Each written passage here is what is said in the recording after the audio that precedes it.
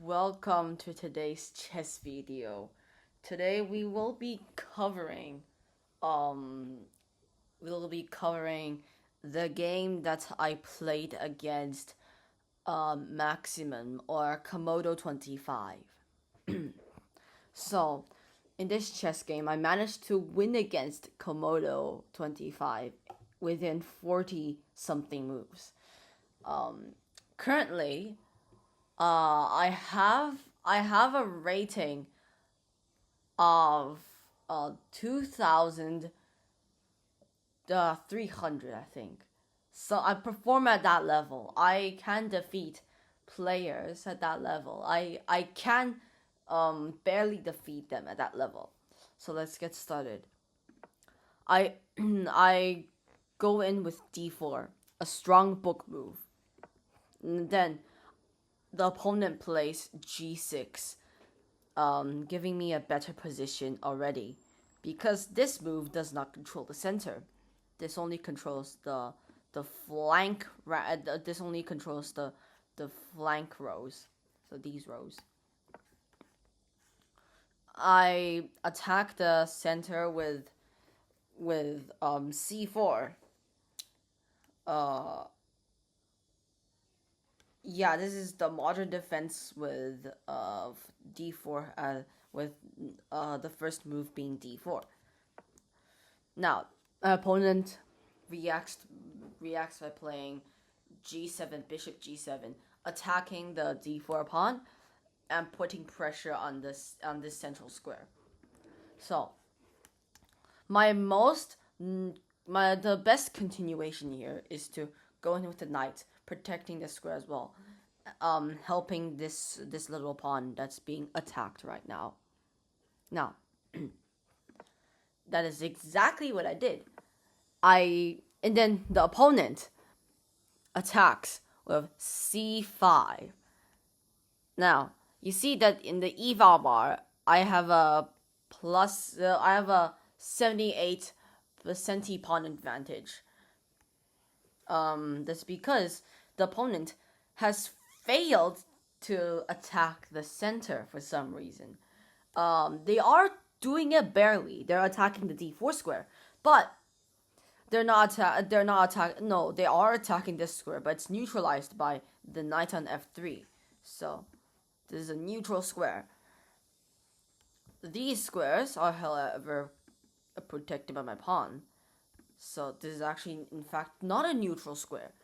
These pawns are meeting in the trenches. They are attacking each other. So I defended it with e3. Now, the engine doesn't really like e3.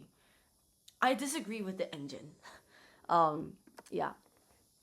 And then they prepare to castle. They prepare to castle kingside with all their pieces out.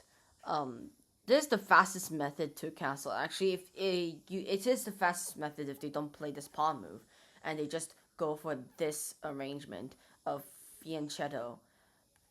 If they just go for a fianchetto and then they castle without any pawn moves, only this pawn move, then it is the fastest method to castle.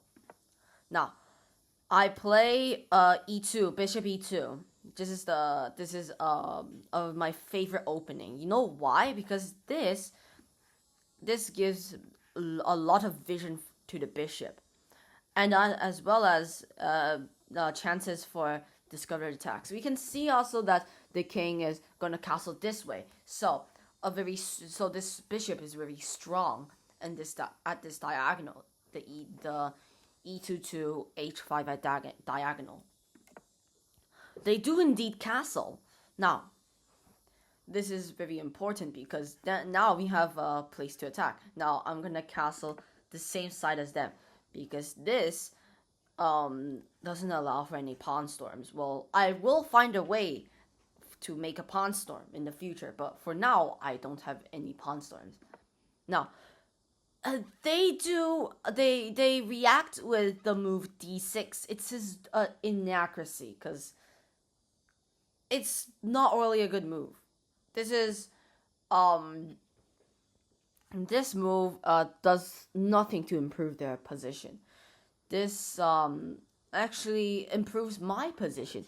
You know why? Because they do protect this pawn. They also attack this square, but right now it's only this pawn, and the knight can't move anywhere. This is going to be easily attacked with maybe we can counter this, and then they have to move their knight again because they don't want to waste tempo. Now, um, yeah. So basically, they have trapped their bishop with this fianchetto, um, and also yeah, this is very pointless. I have two attackers of the e5 square, and they only have one attacker. So I have a plus one advantage on this square. So we will be diving into topics like this in few videos, in future videos, because I have been working on um I have been working on chess theory that diverges from uh that diverges from uh common modern chess theory. I have this really special chess theory. I react with a c3, knight to c3.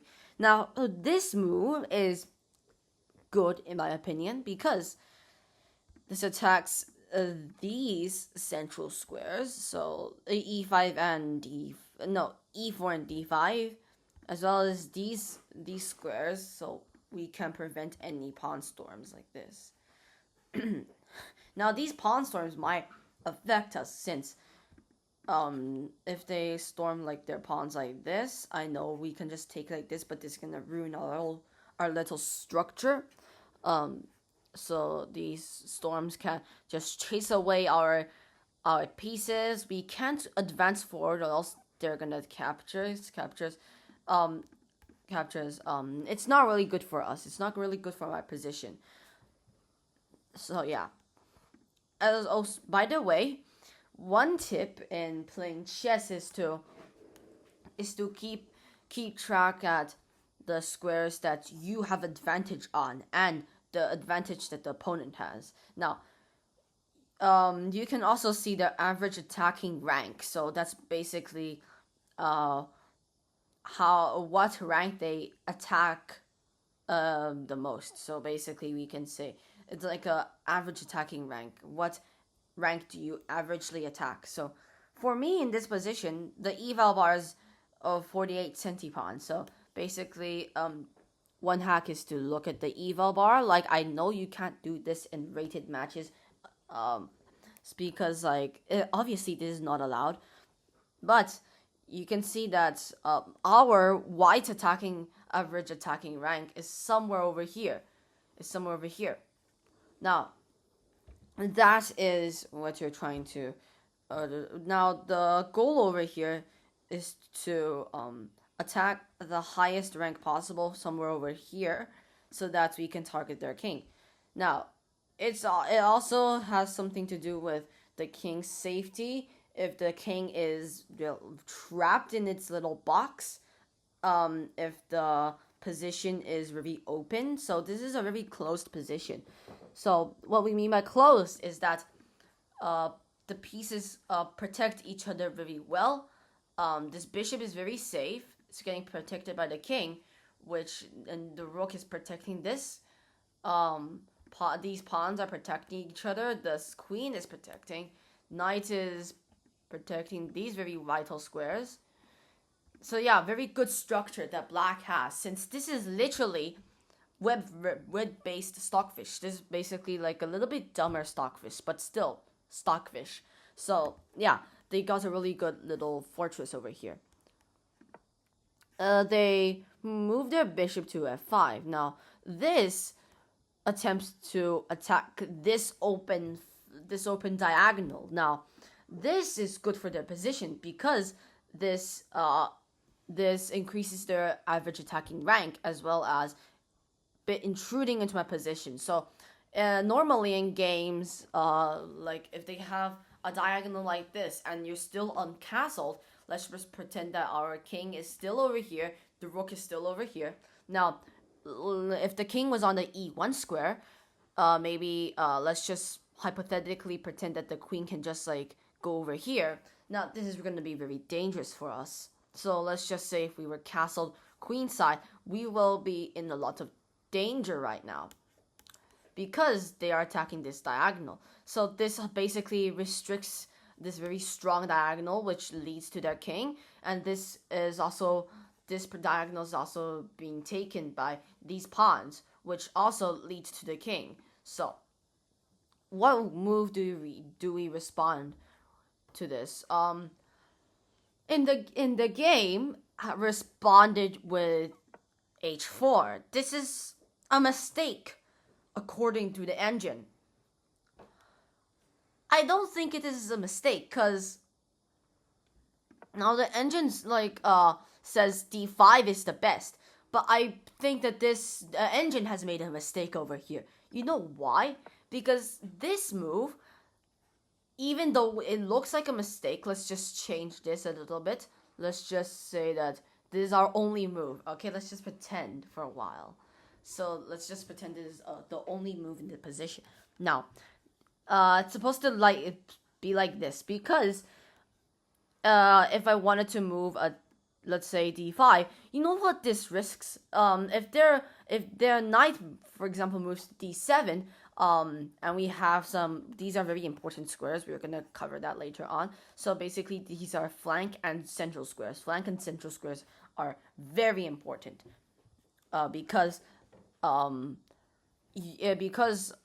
you're a d4 person, the flank and central squares are very important to control, where the knight can move to d7, control these squares, and counter your pawn. Now, so if I do this, now when I do this, this just gives up control on these squares, and in turn I get this control. But now you see, this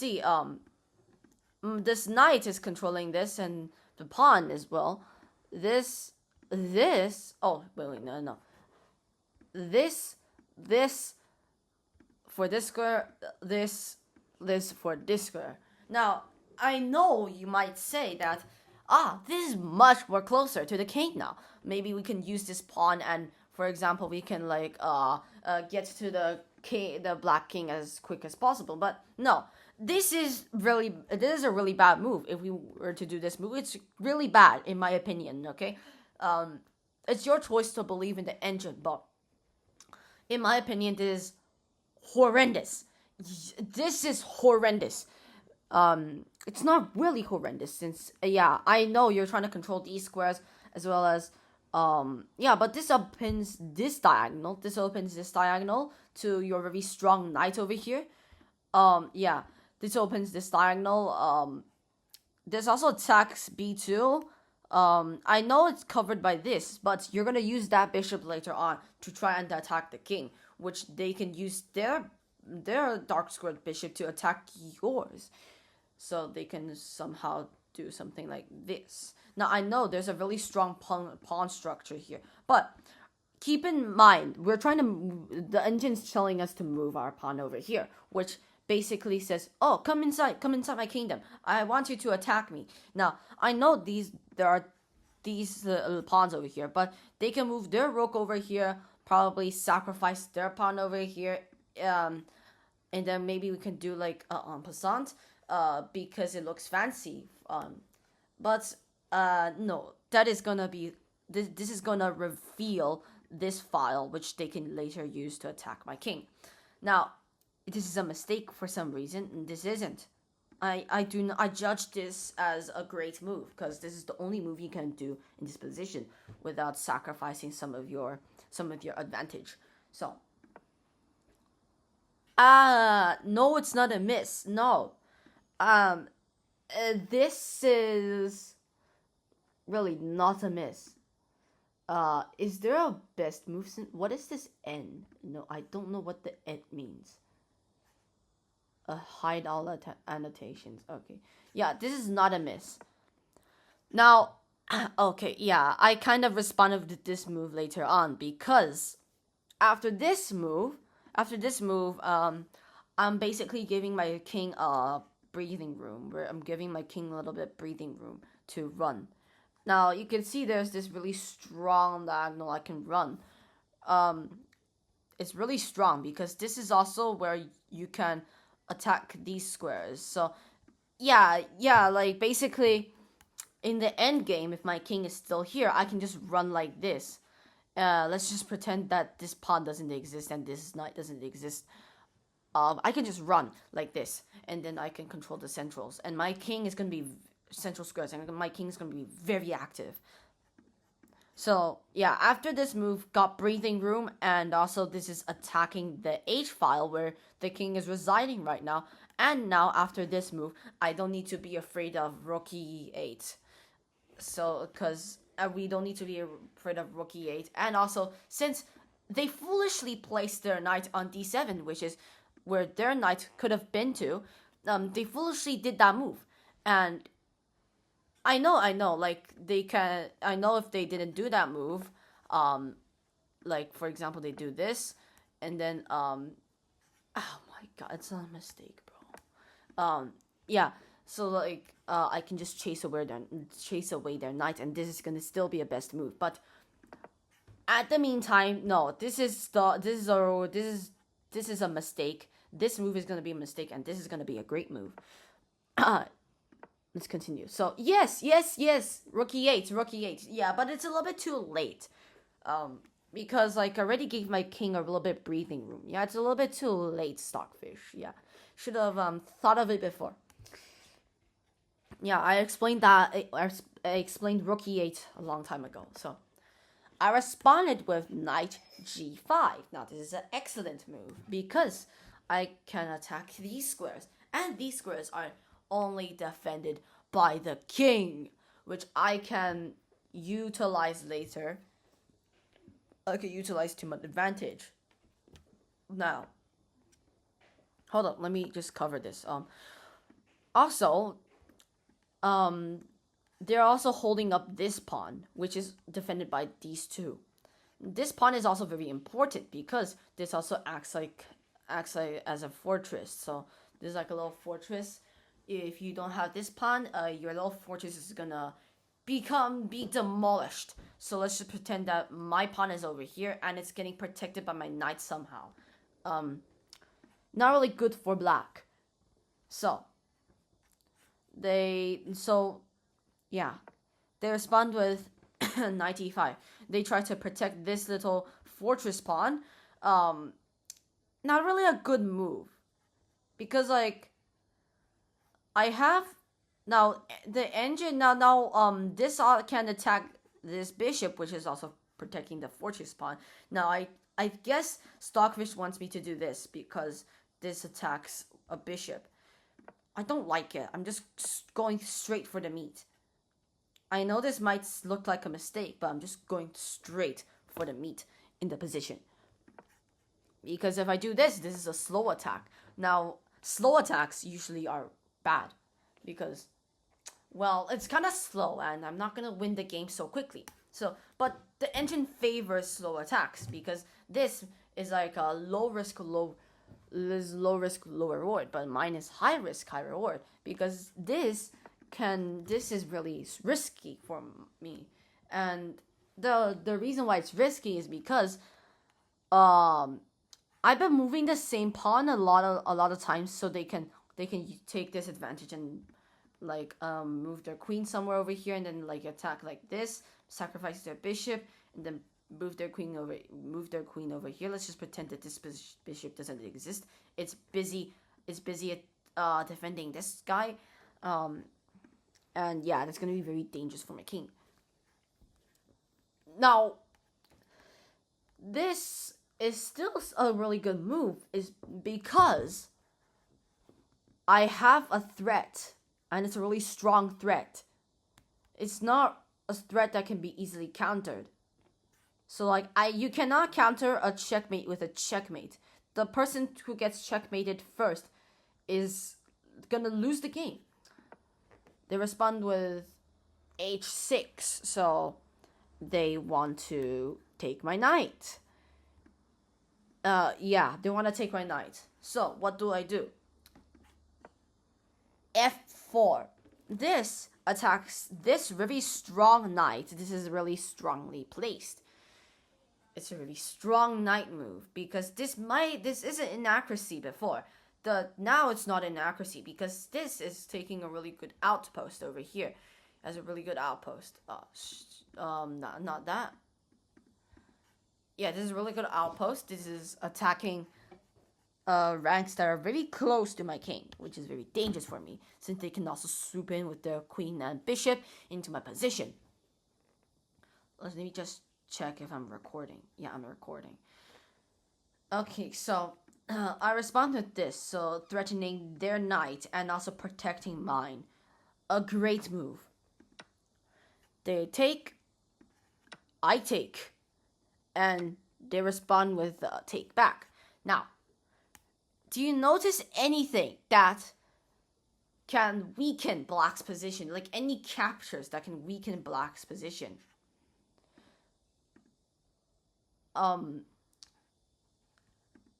Actually, yeah, let's see. Any captures that can weaken black's position.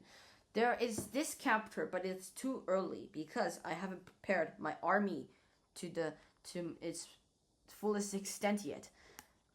I have to prepare it first. I have to get my other pieces into the fight as well. So I respond with what? No. That is not what I'm gonna play. Respond to this. Pawn to g4. Now this protects my h5 pawn, like this, and attacks f5. This bishop is very strong because my poor little diagonal over here is getting brutally molested by this bishop. Ah, shoot, I might lose monetization because of that. Never mind. It's getting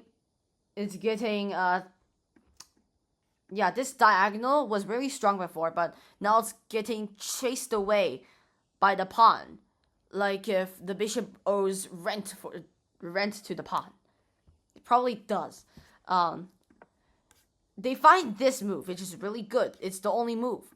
You can't go over here, else this just goes back to your original position, and you don't have you lose tempo. So this is the only move in the position. I respond with this. It used to be a great move, but for some reason they disliked it a little bit and they turned into a best move. They they respond with g6 recaptures. I respond with e4, this really great pawn push, because this protects my very strong d5 pawn, which I said in the beginning that it attacks these squares, right? But now, since I have hooked this little pawn away, this is no longer that defended anymore, and this bishop is getting overloaded. And this pawn is the same, it has the same materials worth as this pawn. Now, the queen is also looking at this pawn after takes. After this bishop takes this square and this square. Now, what I mean is, like, if there's going to be any future attacks and trades, it's going to be on these squares. And this bishop is going to be overloaded. This will also reveal an attack on the queen, and maybe we can respond with like a trade with the queen in the future. Now, if you're feeling tired, just leave the video, save it for later. Now, if you're not tired and you're still enthusiastic about how I won against something that's close to Stockfish, then just continue watching. Oh, my throat is getting a little bit dry. They respond with queen to c8. It's an inaccuracy. They're trying to attack this pawn, but who cares about that pawn? As also, I have the same battery as them. I mean, they have a knight over here, but it's super strong. You cannot risk just trading this poor knight off. It is so strong. Now, there's also something that's hanging in their position. That's right, it's the g5 pawn. Now, I can attack like this and develop my bishop. So I take it. They respond with this move where they trade off their stuff like this. Now, they might be up on material, but I've gotten a much more better position because now my pieces are controlling. They're literally suffocating black, and my rook. Yeah, my rook is suffocating. Like, no, I don't want to move it. No. Um. Yeah. So like this. Yeah, it's attacking like this. Yeah, so basically the rook is suffocating the king like this. My bishop is doing the job as well. And my knight is really strong at this outpost. Yeah, this is really strong because now I can attack these rooks. I can just jump over here and threaten a fork over here on c7. They obviously have to move their rook, but I just go with the plan anyway because now I'm threatening another fork, which is the pawn on c5 and the bishop on g7. Now trading off is gonna be really good for me over here. So they respond with this. I just do it anyway. They move their bishop because this pawn is already protected. Now, what is the best move in this position?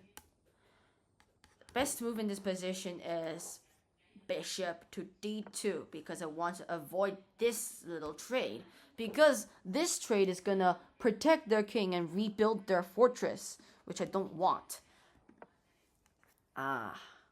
This is a grave mistake because this is perfect for a little king fork, a little juicy knight and bishop fork.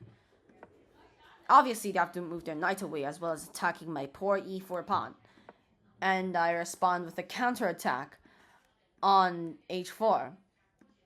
Now, they respond with g5, takes, it's a fair trade, pawn to b5, rook to g1. Now, this is trying to set up a potential checkmate.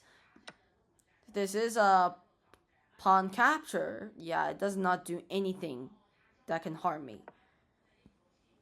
I move my king away, preparing an attack, and also as well as controlling these squares.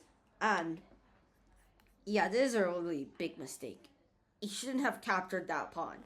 This does not do anything because now this knight, over here, this knight is controlling a lot of squares that I can use to try and checkmate the king. So I can do this now. And after this move, this is a forced trade. So after this trade, and they blunder. This is not just an inaccuracy, this is a blunder. Yeah, it's a blunder. Because now I can just checkmate the king. I can move my rook over here and I prepare a mate in 1 by doing one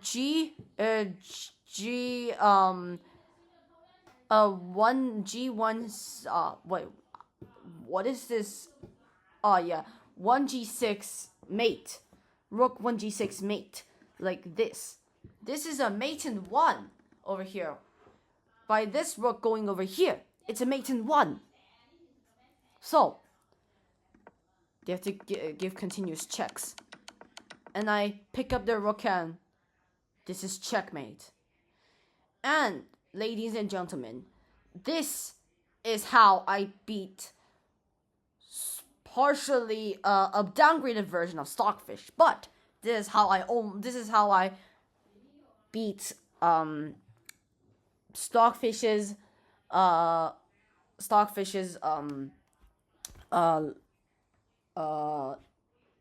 Oh, this is Stockfish 18 Light. Yeah, I beat Stockfish 18 Light, I think. Nah, this is just Komodo 25. So, yeah, 3,200 elo. I beat it in 43 moves. Um, I haven't really played any rated games so far, so maybe my elo is like around 2,500 something. I really do not know. I might be an international master now. So, yeah. By the way, this game took me like around 2 hours. So, yeah, 2 hours. 43 moves, 2 hours. So yeah, really stressful. And yeah, that's it. This is also a part of my journey to 2000 into 2700. Yeah, my journey to 2700. So yeah, bye.